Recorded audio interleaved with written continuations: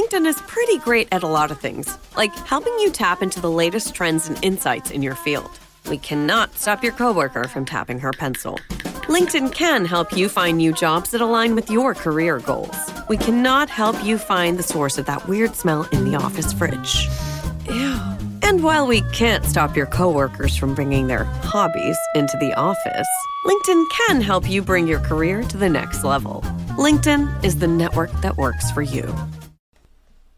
Hello everybody, it's Tyler with 3D Printing Basics. If you guys were interested in getting every single episode of this podcast, 3D Printing Basics, ad-free and a week early, and also getting exclusive perks such as exclusive episodes that only you can listen to and more, then subscribe on Patreon. My link will be down below. I would really appreciate it if you guys would consider supporting me. All the support I've already received has meant the world to me, so thank you guys so much. If not, no worries. Continue to consume these episodes for free, and I appreciate you listening regardless. So thank you guys very much for listening, and I hope you enjoyed today's episode. Hello, and welcome back to 3D Printing Basics. This is episode number 104, and in this week's episode, we are going to be talking about 3D printing tolerances. I put up a poll on my Patreon page and asked my subscribers to vote on a couple different topic ideas, and this is the one that they settled on. So we are going to be talking about tolerances in 3D printing when you're trying to mate parts together or have them friction fit, press fit, loose fit. We're going to be talking about all of those things and kind of just the overall aspect of tolerances in 3D printing, how to design for them, how to kind of anticipate what's going to happen with them depending on what you're doing, what printer you're using, etc., etc. So before we get started, I just wanted to mention again the Instagram, the 3D Printing Basics Instagram, that's up and running. Once we get to 1,000 followers, I'm going to be giving away a 3D printer, so that's super exciting. So make sure you head on over to the Instagram and give me a follow. The link will be in the description below, and I really appreciate everybody listening to the podcast. It means the world to me. So with that being said, let's jump right into the episode. So let's talk about what tolerance means. And so tolerance is going to be the intentional gap or allowance between two parts, because when you're printing a part, or not even just printing a part, when you're making two parts fit together, whether it be CNC machining, whether you're making out of wood, metal, plastic, injection molding, 3D printing, laser cutting, anything, the hole cannot be the same size as the mating part. If you're making a 10 millimeter hole, then the mating part cannot be 10 millimeters. It needs to be a little bit smaller in order so that it can actually fit inside the 10 millimeter hole. And that is called tolerance. Tolerance is going to be how small or how much smaller you make that mating part so that it can fit into the hole. And depending on how small you make it, how much tolerance you give it, that is going to affect the fit. You can have a looser fit, you can have a tighter fit, friction fit, press fit, all of that good stuff. So that is kind of what we're going to be diving into. But the key idea here is that perfect dimensions on screen, they don't equal perfect parts in real life, because if you have the perfect dimensions on your computer or in your CAD design, then that usually means that you're going to have issues, especially with 3D printing, because 3D printers, while they are accurate, they do have some issues in terms of creating perfect geometrical parts that we are going to be discussing today. So I want to talk about why 3D printers aren't perfectly accurate, kind of touching more on that topic. And while 3D printers, they are really good for manufacturing parts, they can churn out consistent, reliable, and accurate parts. When it comes to the mating parts, when you have one, say you have a peg going into a circular hole, these two 3D printed parts, they aren't perfectly accurate. They have some issues with 3D printers that make it hard to create these perfectly accurate, super tight tolerance mating parts. You got things like slight over or under extrusion that can happen. You can have layer squish, which can affect the overall layout of your parts. It changes the shape of them. Filament inconsistencies, machine tolerances themselves. They can, if you have a machine that has loose tolerances, those can compound, and then when you want to print a 10 millimeter hole, it can actually turn out to be 10.1 millimeters, 10.2 millimeters. And then that, of course, when you have a 0.1 or 0.2 millimeter tolerance, that's going to be a huge issue because you effectively just doubled your tolerance and you're going to have a super loose fit, which in most cases is not exactly what you want. You also have thermal expansion and contraction. When you're printing a when you're printing melted plastic on a heated plate and then everything cools down, that could cause it to shrink a little bit versus when it's coming hot out of the nozzle, it expands a little bit, and then that can affect the print. So the machine thinks it's printing a 10 millimeter peg, but when everything cools down, it actually shrinks down to about 9.8 millimeters. And if you're printing a hole with that, then that causes it to be too small, and then you have issues where it doesn't fit because the hole itself is too tight. So that is why 3D printers aren't the most accurate machines, especially when it comes to mating tolerances, but you can absolutely design around that. Once you do a test fit, you can prototype some things, and you can make, for example, you can make the mating piece a little bigger, maybe a little smaller. You can make the hole that it's supposed to fit in a little bigger, maybe a little smaller.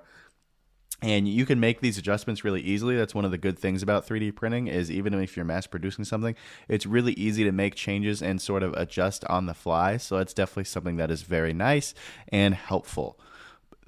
Now that we know kind of what to look for in 3D printers, let's talk about the types of fits that we are going to be gunning for. There's two of the main fits when it comes to tolerances. We're going to be doing the clearance fit or the loose fit, and this is when we want parts to kind of just fit together. We don't need them to be super tight. Obviously, we don't want them to be shaking around in there super loose, but we want them to be tight, but not any kind of force to be pressed in or anything like that. And that typical gap is going to be usually 0.2 to 0.4 millimeters when you're making parts like that. So a clearance fit, you're definitely going to want to be within the 0.2 to 0.4 millimeter section. That is just going to help you create that nice looser fit. I don't know what else to say besides loose, but it's not loose. It's still a tight fit, but you're not going to have to actually use any kind of force because there's no friction when the two parts are sliding together. The next fit that you have is going to be a press fit, and this fit is, if you get it exactly right, it's going to mean that the parts fit together really nicely. They hold together nicely, meaning they don't fall out if you turn it upside down or anything like that.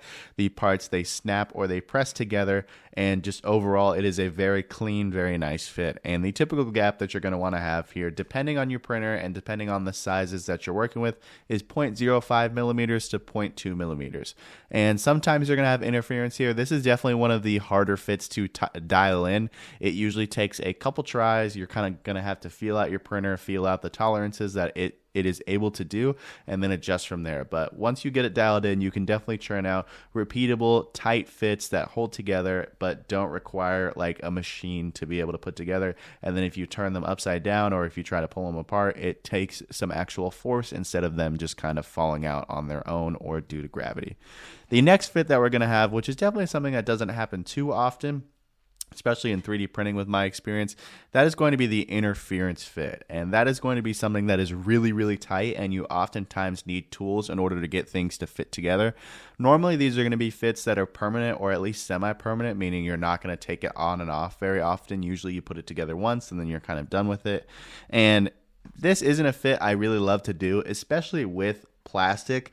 You know, at the end of the day, we have some really strong plastics. You know, we have our carbon fiber nylons, the PEEK, the engineering filaments. We have things like that. But at the end of the day, it is plastic. And if you try to force something together that just isn't going to go together, the plastic is going to crack. It's going to shatter, fall apart. It's going to fail. And so that's why I almost never use interference fits when it comes to 3D printing. Just the plastic, when you're trying to force two plastic parts together like that, especially when you're using metal tools that are stronger than the plastic itself, then you can definitely run into some issues there. But that fit is usually going to be 0.01 millimeters to 0.05 millimeters. So kind of running over everything and where we were with the interference fit, very tight. We're usually not going to use this a whole lot. You want to be 0.01 millimeters to 0.05 millimeters. And then the sort of optimal fit, the press fit that you're going to want to be using, most of the time when you're 3D printing, it's definitely if you get it dialed in, it's a helpful, nice fit, especially with prototyping and things like that. You're going to want to be 0.05 millimeters to 0.2 millimeters. And then the loose fit, just something that slides together on and off really easily with no extra force or tooling or anything like that. You're going to want to be at 0.2 millimeters to 0.4 millimeters. And those are kind of the general rules of thumb to follow. Sometimes you're going to need to be a little bit greater. Sometimes you're going to be a little bit smaller depending on what fit and what 3D printer you have. That is just a general rule rule of thumb that I like to follow before dialing it in on my own actual printer. And that's definitely something to keep in mind, is that everybody's 3D printer, whether you have the same machine, different machine, depending on environment, depending on how much it's used, how many hours are on it, it's going to print differently. So that's definitely something to keep in mind when you're 3D printing, is that every situation is different and you're going to have to dial in your own settings and your own process yourself in order to get the result that you are most happy with. So that is definitely something to consider when we're doing this and just in 3D printing overall.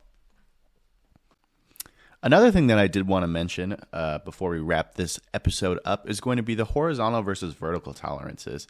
As we know with 3D printing, especially when we're printing something like circular, so for example, if we're using a dowel fit, when we want a circular hole and then we got the circular dowel that we want to fit right in there, depending on which dimension you're printing it on, it's going to affect the size of it differently. So if you're printing on the X and Y, where the circle is pointing straight up or the dowel is pointing straight up, that is going to be your best bet for creating the circular tolerances, because the circles, they print really well because it's easy for the machine to go around in a circle. But if you're printing it on the Z tolerances, where the circle or the dowel fit is flat, that is going to affect your part. As we know with the layers and just with the overall mechanics of 3D printing, if you're trying to print a circular object flat on the bed so that it's not pointing straight up and down, it is not going to be circular. Pretty much no matter what you do, you're going to have to be printing in micron layers. It's going to take you days to finish, but overall that is not going to turn out very well. And so we know that it is not going to be a circular fit,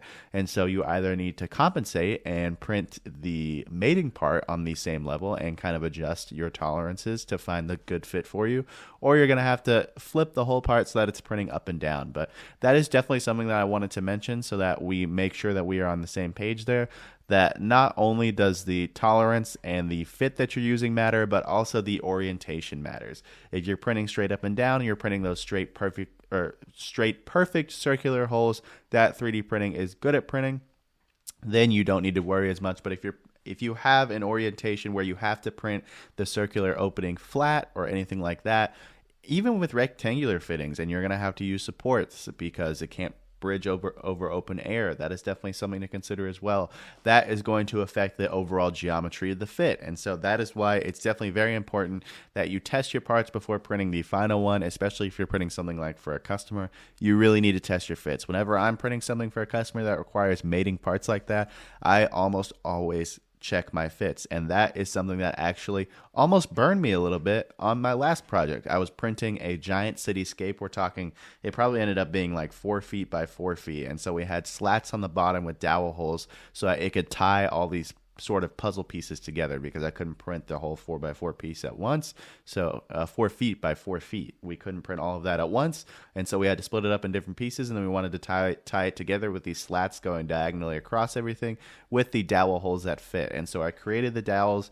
I printed the first slat to test, and the holes, despite using the connector feature that Bamboo Studio has, where it creates your own dowels and fit for you, it was actually too big. It didn't fit. So I had to go and adjust each and every one a little bit smaller so that it would slide into the puzzle pieces on top, essentially, so that these slats were laying underneath, and then they connected everything together. And once I kind of fixed the fit there, made it a little bit smaller, I didn't need it to be a super tight fit, so I had it a little bit on the looser side just to make sure that it would go in, and then also give those puzzle pieces a little bit to move around so that they could adjust them as they please before gluing them all together. And that ended up working out really well, especially once I got the slat tested. I printed one, and then I tested it, and it fit well in all the holes, and so then I was able to print the rest of them. And I believe there's about 60 of these diagonal slats to kind of tie everything together. So that was definitely a real world example of designing for tolerances for me, and a good lesson to not trust the slicing software itself. Even though I've had success with it in the past, it doesn't mean it's always going to go well. And that was probably a mix of the printer that I had. I was using a Solvo printer that wasn't as accurate as maybe a Bamboo printer, and also the type of filament I was using. I was using a PETG that was on the cheaper side. It was still a good quality filament, but it was a little bit on the cheaper side, and so there was probably a little bit of extrusion errors there, maybe a little bit of over extrusion that caused the dowels themselves to be too tight and not go in at all. But that is definitely something to consider when you're designing for tolerances.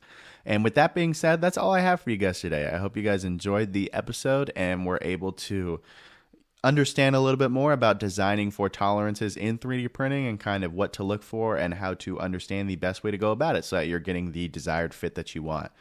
Just wanted to let you guys know, subscribe on my Patreon if you want to support me and get every episode a week early, or also with the exclusive monthly bonus episodes. And then also follow me on Instagram. We are doing the printer giveaway once we hit 1,000 followers. So thank you guys so much for listening to this episode, and I'll talk to you guys next time.